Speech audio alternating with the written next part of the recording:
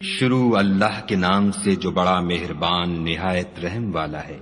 اے محمد صلی اللہ علیہ وآلہ وسلم، ہم نے تم کو فتح دی، فتح بھی سری و صاف، تاکہ خدا تمہارے اگلے اور پچھلے گناہ بخش دے اور تم پر اپنی نعمت پوری کر دے اور تم کو سیدھے رستے چلائے، اور خدا تمہاری زبردست مدد کرے۔ وہی تو ہے جس نے مومنوں کے دلوں پر تسلی نازل فرمائی تاکہ ان کے ایمان کے ساتھ اور ایمان بڑھے، اور آسمان اور زمین کے لشکر سب خدا ہی کے ہیں، اور خدا جاننے والا اور حکمت والا ہے۔ یہ اس لیے کہ وہ مومن مردوں اور مومن عورتوں کو بہشتوں میں جن کے نیچے نہریں بہ رہی ہیں داخل کرے، وہ اس میں ہمیشہ رہیں گے اور ان سے ان کے گناہوں کو دور کر دے، اور یہ خدا کے نزدیک بڑی کامیابی ہے۔ اور اس لیے کہ منافق مردوں اور منافق عورتوں اور مشرک مردوں اور مشرک عورتوں کو جو خدا کے حق میں برے برے خیال رکھتے ہیں عذاب دے، انہی پر برے حادثے واقع ہوں اور خدا ان پر غصے ہوا اور ان پر لعنت کی اور ان کے لیے دوزخ تیار کی، اور وہ بری جگہ ہے۔ اور آسمانوں اور زمین کے لشکر خدا ہی کے ہیں، اور خدا غالب اور حکمت والا ہے۔ اور ہم نے اے محمد صلی اللہ علیہ وآلہ وسلم تم کو حق ظاہر کرنے والا اور خوشخبری سنانے والا اور خوف دلانے والا بنا کر بھیجا ہے، تاکہ مسلمانوں تم لوگ خدا پر اور اس کے پیغمبر پر ایمان لاؤ اور اس کی مدد کرو اور اس کو بزرگ سمجھو، اور صبح شام اس کی تسبیح کرتے رہو۔ جو لوگ تم سے بیعت کرتے ہیں وہ خدا سے بیعت کرتے ہیں، خدا کا ہاتھ ان کے ہاتھوں پر ہے۔ پھر جو عہد کو توڑے تو عہد توڑنے کا نقصان اسی کو ہے، اور جو اس بات کو جس کا اس نے خدا سے عہد کیا ہے پورا کرے تو وہ اسے عنقریب اجر عظیم دے گا۔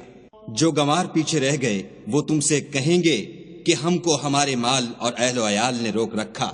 آپ ہمارے لیے خدا سے بخشش مانگیں۔ یہ لوگ اپنی زبان سے وہ بات کہتے ہیں جو ان کے دل میں نہیں ہے۔ کہہ دو کہ اگر خدا تم لوگوں کو نقصان پہنچانا چاہے یا تمہیں فائدہ پہنچانے کا ارادہ فرمائے تو کون ہے جو اس کے سامنے تمہارے لیے کسی بات کا کچھ اختیار رکھے؟ کوئی نہیں، بلکہ جو کچھ تم کرتے ہو خدا اس سے واقف ہے۔ بات یہ ہے کہ تم لوگ یہ سمجھ بیٹھے تھے کہ پیغمبر اور مومن اپنے اہل و عیال میں کبھی لوٹ کر آنے ہی کے نہیں، اور یہی بات تمہارے دلوں کو اچھی معلوم ہوئی، اور اسی وجہ سے تم نے برے برے خیال کیے اور آخر کار تم ہلاکت میں پڑ گئے۔ اور جو شخص خدا پر اور اس کے پیغمبر پر ایمان نہ لائے تو ہم نے ایسے کافروں کے لیے آگ تیار کر رکھی ہے۔ اور آسمانوں اور زمین کی بادشاہی خدا ہی کی ہے، وہ جسے چاہے بخشے اور جسے چاہے سزا دے، اور خدا بخشنے والا مہربان ہے۔ جب تم لوگ غنیمتیں لینے چلو گے تو جو لوگ پیچھے رہ گئے تھے وہ کہیں گے ہمیں بھی اجازت دیجیے کہ آپ کے ساتھ چلیں۔ یہ چاہتے ہیں کہ خدا کے قول کو بدل دیں، کہہ دو کہ تم ہرگز ہمارے ساتھ نہیں چل سکتے، اسی طرح خدا نے پہلے سے فرما دیا ہے۔ پھر کہیں گے نہیں، تم تو ہم سے حسد کرتے ہو۔ بات یہ ہے کہ یہ لوگ سمجھتے ہی نہیں مگر بہت کم۔ جو گنوار پیچھے رہ گئے تھے ان سے کہہ دو کہ تم جلد ایک سخت جنگجو قوم کے ساتھ لڑائی کے لیے بلائے جاؤ گے،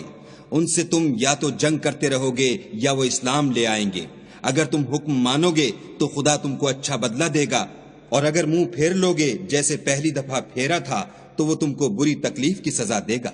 نہ تو اندھے پر گناہ ہے کہ سفر جنگ سے پیچھے رہ جائے، اور نہ لنگڑے پر گناہ ہے اور نہ بیمار پر گناہ ہے۔ اور جو شخص خدا اور اس کے پیغمبر کے فرمان پر چلے گا خدا اس کو بہشتوں میں داخل کرے گا جن کے تلے نہریں بہ رہی ہیں، اور جو روگردانی کرے گا اسے برے دکھ کی سزا دے گا۔ اے پیغمبر صلی اللہ علیہ وآلہ وسلم، جب مومن تم سے درخت کے نیچے بیعت کر رہے تھے تو خدا ان سے خوش ہوا،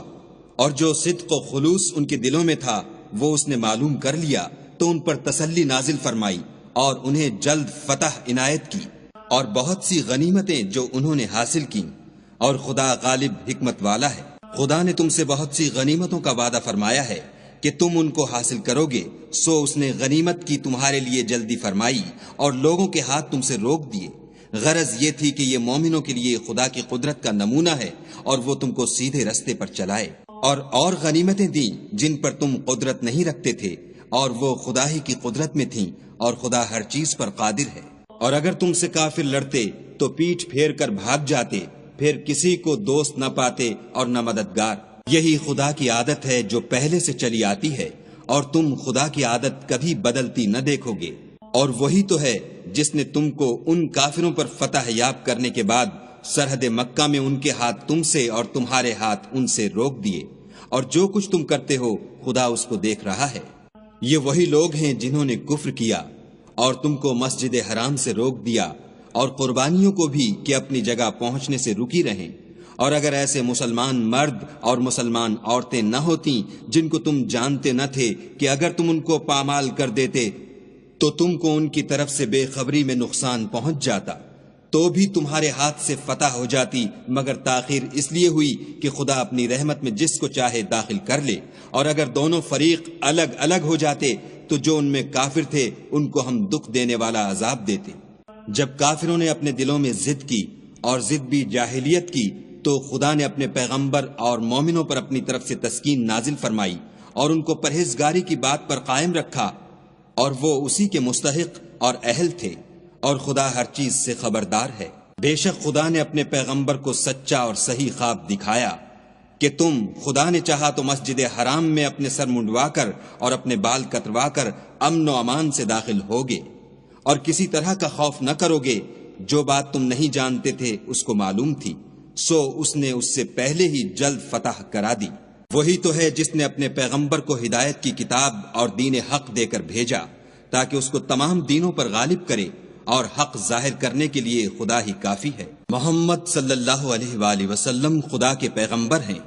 اور جو لوگ ان کے ساتھ ہیں وہ کافروں کے حق میں تو سخت ہیں اور آپس میں رحم دل۔ اے دیکھنے والے، تو ان کو دیکھتا ہے